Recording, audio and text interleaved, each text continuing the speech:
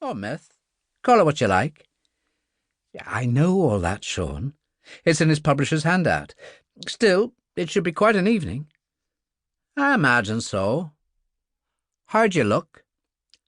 Bloody marvellous. That's my girl. Slay the people.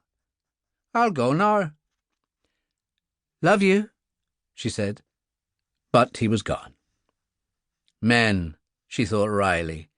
They're from a different planet. And she got her purse and went to do battle. In a room on the floor below, Alexander Kurbsky examined himself in the mirror and ran a comb through his shoulder-length dark hair. The tangled beard suggested a medieval bravo, a roisterer promising a kiss for a woman and a blow for a man. It was his personal statement, a turning against any kind of control after his years in the army.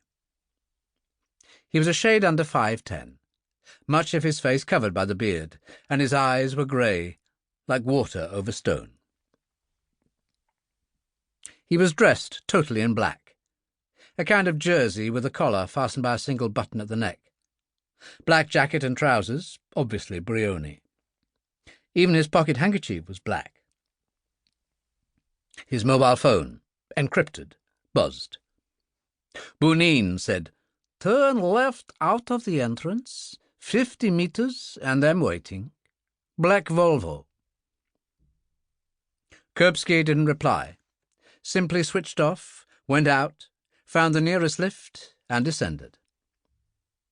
He went out of the entrance of the hotel, ignoring the staff on duty, walked his 50 meters, found the Volvo, and got in. "How far?" he asked.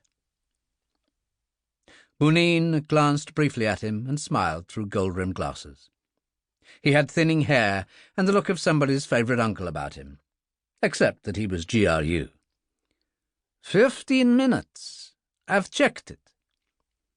"Let's get on with it, then." Kurbsky leaned back and closed his eyes. Igor Vronsky was 35 and looked 10 years older, but that was his drug habit. His hair was black and a little too long, verging on the unkempt. The skin was stretched too tightly across a narrow face with pointed chin.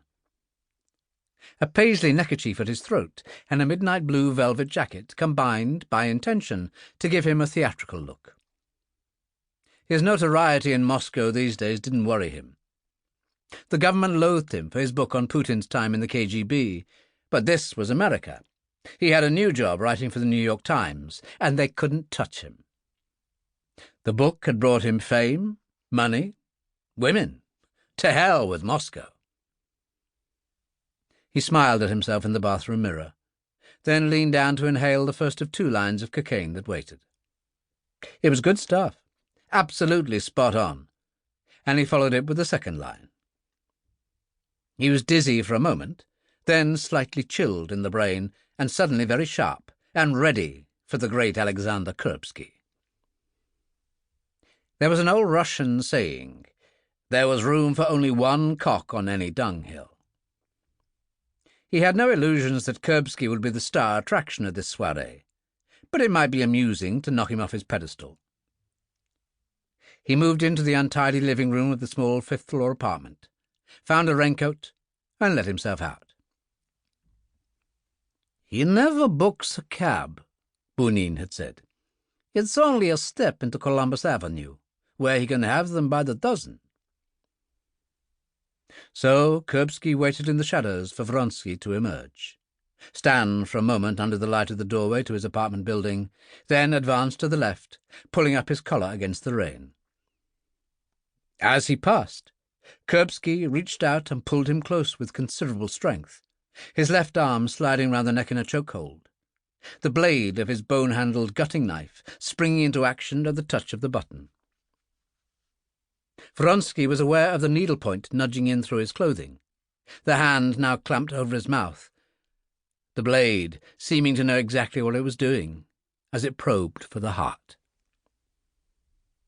He slid down in a corner of the doorway and died very quickly on his knees. Kurbsky took out a fresh handkerchief, wiped the knife clean and closed